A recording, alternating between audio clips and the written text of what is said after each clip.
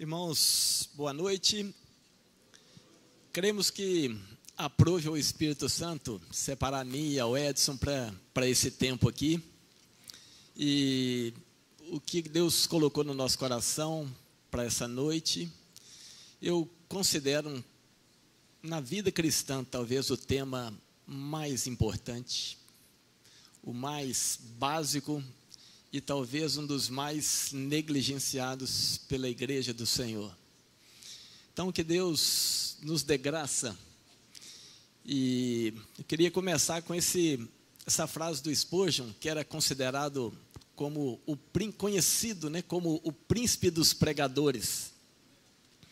Ele disse assim: que Deus me ajude se deixarem de orar por mim, que me avisem, pois naquele dia terei de parar de pregar. Deixem-me saber quando se propuser a cessar suas orações a meu favor, pois então exclamarei: Deus dê-me o túmulo nesse dia e eu durma no pó. Irmãos, como eu não pretendo dormir no pó em pouco tempo, eu peço que os irmãos intercedam, fiquem em espírito de oração por mim, pelo Edson, para que Deus fale à sua igreja. Amém? Queria começar com esse versículo que a Márcia já citou. É um versículo que me persegue há anos. Romanos 11, 36.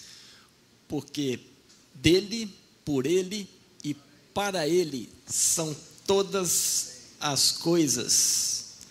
Glória, pois, a ele eternamente. Amém. Irmãos, as orações, de acordo com a vontade de Deus, elas originam-se em Deus, são reveladas a nós pelo Espírito Santo e voltam para Deus quando nós oramos. Essa é a oração segundo o coração de Deus, porque dele, por ele e para ele. E as nossas orações têm que ser assim, por meio dele, pelo Espírito de Deus gemendo dentro de cada um de nós. Eu vou tentar fazer o que for possível, dentro de 30 minutos, foi o tempo que mais ou menos foi concedido para falar sobre a oração. Em Manhuaçu nós temos procurado, em todas as nossas reuniões, ministrar sobre o tema oração e praticar sobre oração. Desde o ano passado, tem praticamente 6 meses que praticamente todas as nossas ministrações são sobre esse tema, oração. E falar aqui em 30 minutos vai ser apenas uma pequena introdução. Irmãos, esse versículo, 2 Coríntios 5,15, e nós acabamos de louvar esse cântico que o Val pediu aqui. Vivemos para ti, né? E esse versículo é muito precioso, né? E ele morreu por todos, para quê? Para que aqueles que vivem não vivam mais para si mesmos, mas por aquele que por eles morreu e ressuscitou. Nós precisamos deixar a cruz do Senhor operar nas nossas vidas, para que as nossas orações não fiquem voltadas para as nossas necessidades.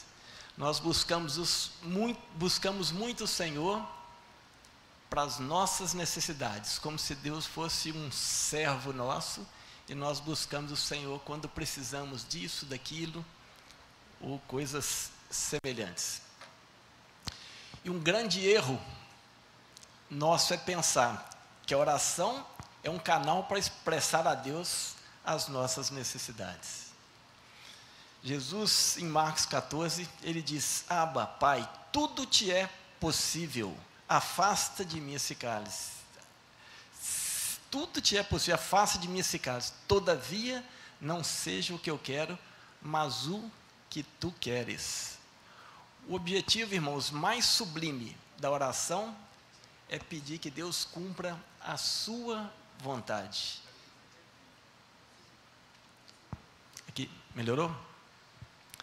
Pedir que Deus cumpra a sua vontade e as suas necessidades. Deus realiza o seu propósito aqui na terra através da oração da igreja. Isso não quer dizer que nós, então, não temos que pedir ao Senhor que supra as nossas necessidades, mas Ele tem que ser a nossa prioridade, o Senhor tem que ser a prioridade. Colossenses 1,18 diz: e Ele é a cabeça do corpo, da igreja, é o princípio primogênito dentre os mortos, para que em tudo tenha a preeminência. Outras versões, a primazia. Em tudo tenha a primazia.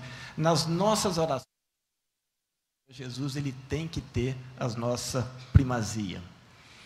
Em Êxodo, as primícias dos primeiros frutos da terra, da tua terra, trarás à casa do Senhor. Amado, então, desde o Antigo Testamento, o Senhor já requeria os primeiros frutos.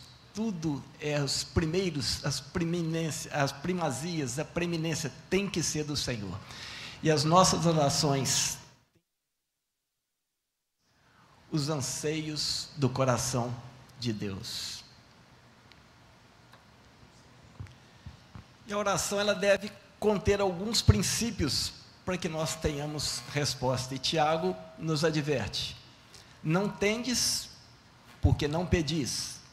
Pedis e não recebeis, porque pedis mal, para gastardes em vossos deleites.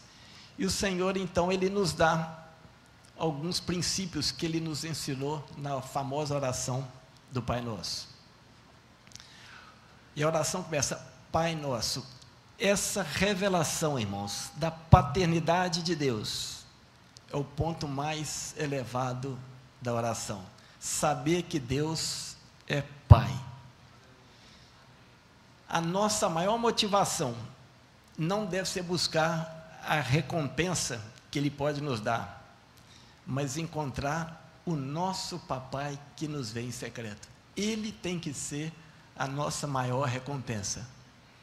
Ultimamente eu tenho orado: Senhor, eu não quero as coisas que Tu podes me dar, eu quero o Senhor.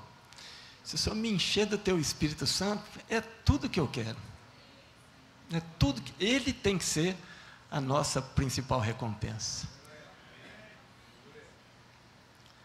Mateus 6,6: mas tu, quando orares, entra no teu quarto, fechando a porta, ora teu Pai que está em secreto, e teu Pai que vem em secreto te recompensará.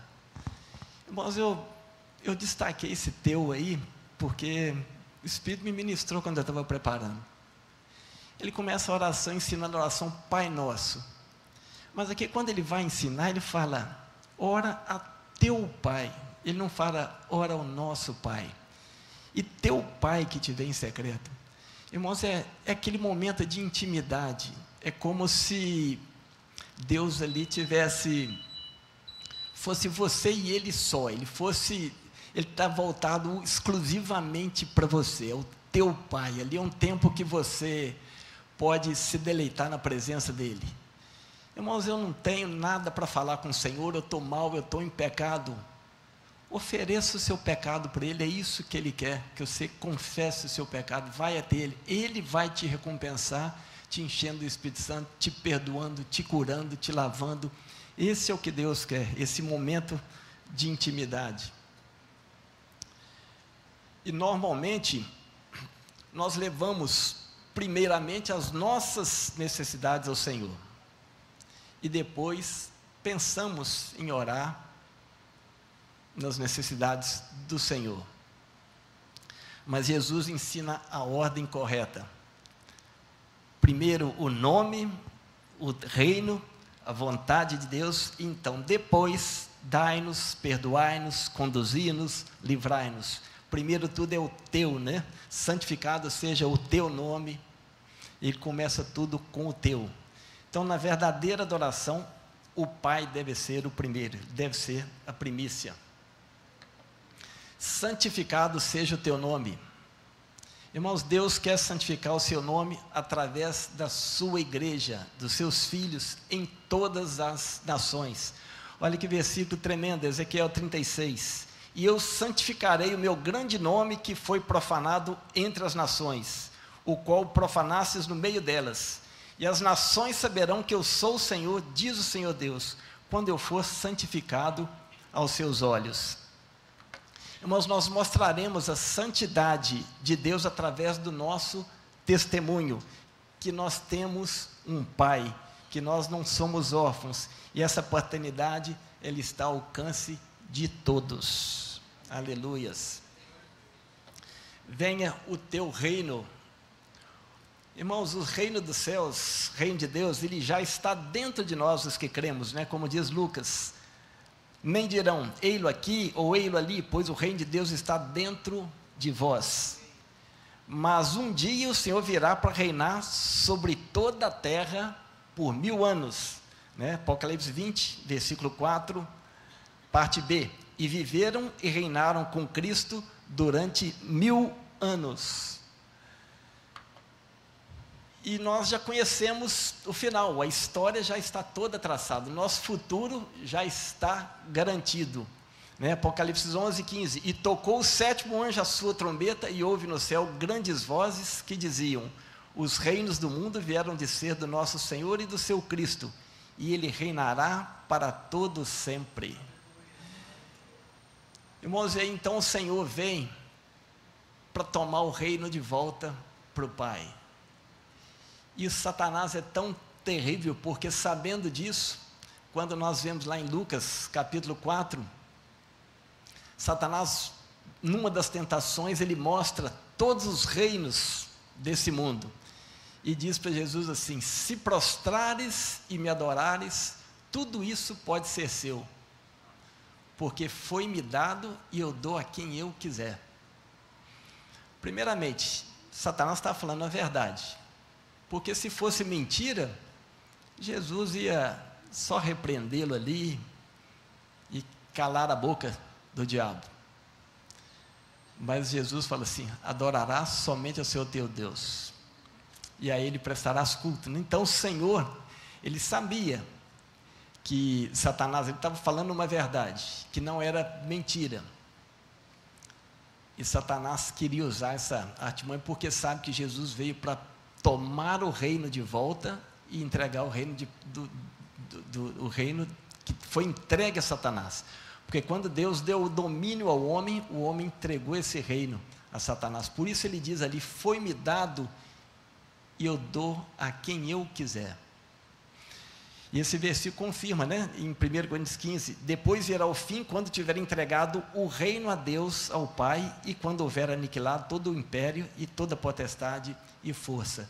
Então, quando Jesus vier reinar aqui, tomar de volta esse reino, porque por enquanto, Satanás é o Deus desse século, ele é o príncipe deste mundo, mas quando tocar a 7ª trombeta, Apocalipse 11, 15, que nós lemos, o reino se tornou do Senhor e do seu Cristo. Aleluias. Faça-se a tua vontade, assim na terra como no céu. Irmãos, no céu, a vontade de Deus, ela é plenamente satisfeita, plenamente realizada. Mas aqui na terra, ele depende da oração da sua igreja. Então, esse é o grande ministério da igreja, é trazer para a terra a vontade dos céus, que é realizada lá plenamente. Deus quer fazer grandes coisas, mas Ele conta com a igreja, com seus filhos, com a cooperação da sua igreja, para que traga para a terra a vontade dEle que é feita nos céus. Por isso nós temos que entender essas coisas, para que Deus tenha os seus anseios, e Ele espera, Ele aguarda que a igreja ore, que a igreja interceda para que a vontade dEle, para que Ele realize a sua vontade aqui na terra. Tem um livro do Otmani que ele cita um irmão, essa frase não é dele, ele cita um irmão, ele não cita o nome do irmão, que ele compara como se Deus fosse uma grande locomotiva, por isso eu pus essa figura aí, como se Deus fosse uma grande locomotiva, totalmente poderosa, mas a locomotiva não anda se não tiver trilhos. E a igreja, quando ora, é como se a igreja fosse colocando os trilhos para que a locomotiva ande.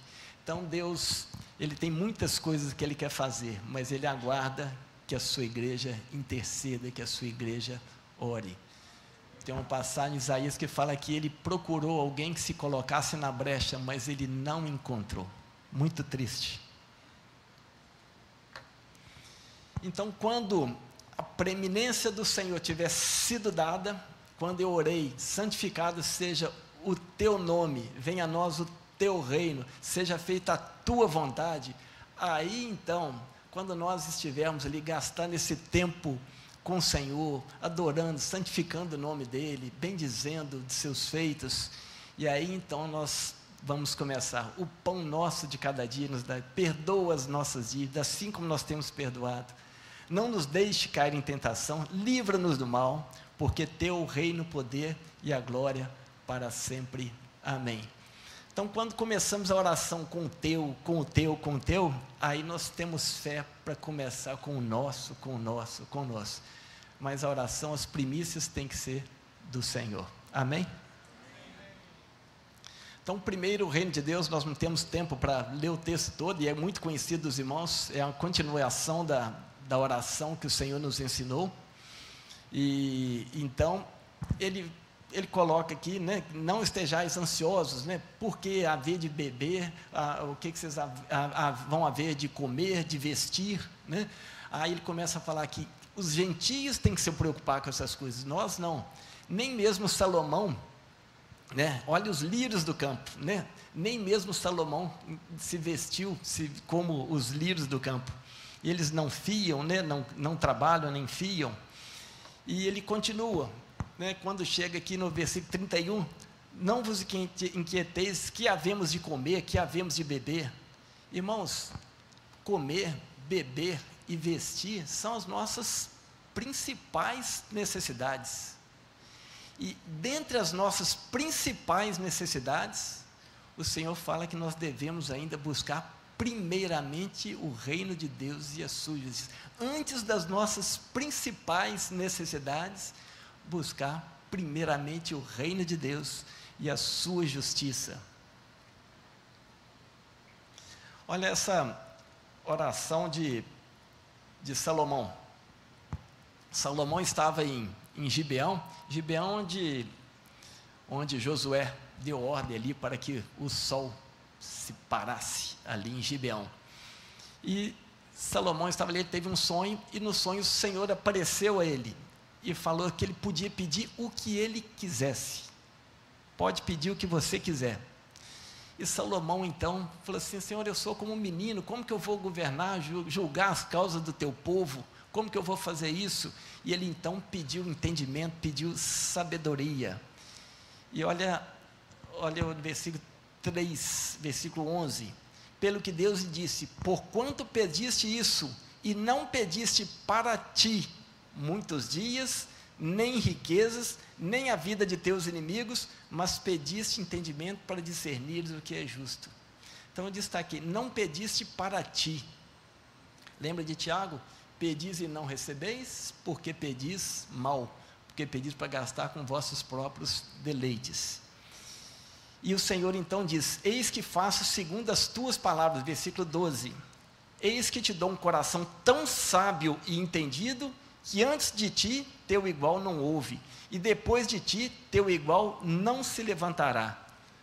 Também te dou o que não pediste, assim riquezas como glória, de modo que não haverá teu igual entre os reis por todos os teus dias.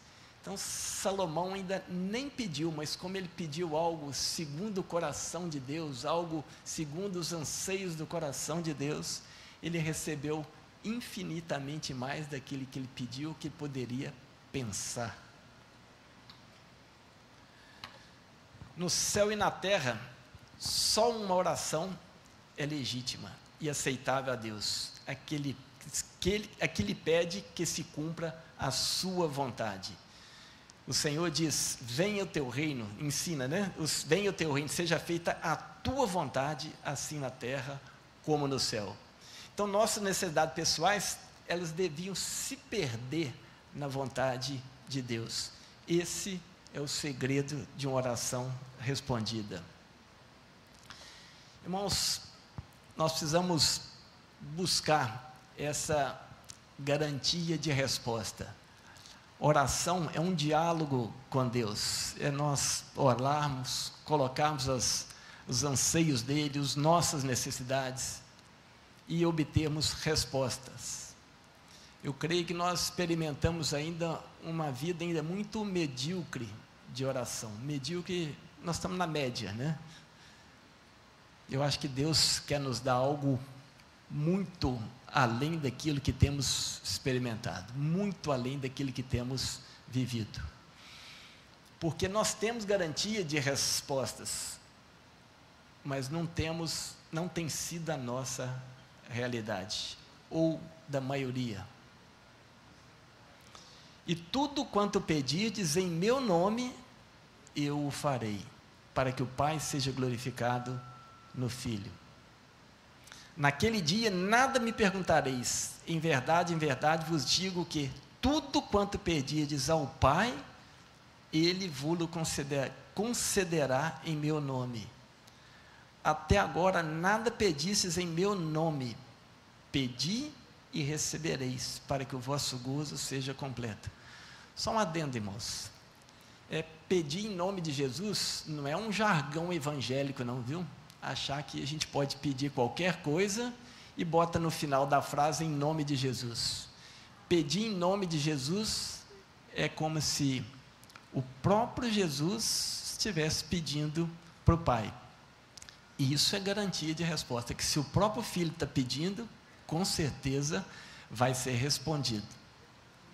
É como se um governador tivesse para vir aqui assinar um decreto autorizando uma inauguração de uma grande obra aqui no Espírito Santo, e de repente ele é acometido com uma enfermidade e ele não pode vir, mas ele manda o seu secretário, e o secretário vem representando, o secretário vem representando aqui o governador, e o secretário então pega e assina, e ele fala: eu estou aqui em nome do governador, estou assinando aqui em nome do governador, e tudo que esse secretário assinar e falar ali, está feito, porque ele está em nome do governador. Então, quando nós pedimos em nome de Jesus, é o próprio Espírito de Deus gemendo em nós, como o próprio Filho está pedindo, não é simplesmente orar qualquer coisa e botar o em nome de Jesus no final da frase, né? Virou um jargão evangélico, né? E na verdade é muito mais profundo que isso. E o último versículo, João 5,14, e esta é a confiança que temos nele, que se pedirmos alguma coisa segundo a sua vontade, ele nos ouve. Segundo a sua vontade, ele nos ouve. Se sabemos que nos ouve em tudo que pedimos, sabemos que já alcançamos as coisas que lhe temos pedido. Amém? E qualquer coisa que lhe pedimos, dele a receberemos, porque guardamos os seus mandamentos e fazemos o que é agradável à sua vista. Irmãos, se você faz o bem ou faz o mal, o amor do Senhor por você não muda em nada. O amor do Senhor por nós, ele é incondicional. Independente do que você faça, o Senhor te ama. Deus é amor. Não vai mudar em nada o amor dele. Mas nós podemos ser agradáveis ao Pai. É como se nós tivéssemos nossos filhos, e de repente o filho está lá meio cabisbaixo porque tirou nota vermelha, e vem contar meio chateado, meio cabisbaixo, e eu falo: filho, o meu amor por você não muda em nada, com nota vermelha, se você estudou ou deixou de estudar.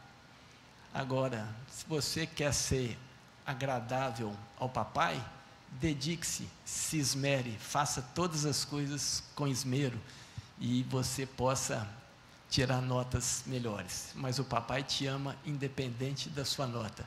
Mas se você quer agradar o papai, ande segundo o coração do papai, daquilo que o papai deseja para você. Amém?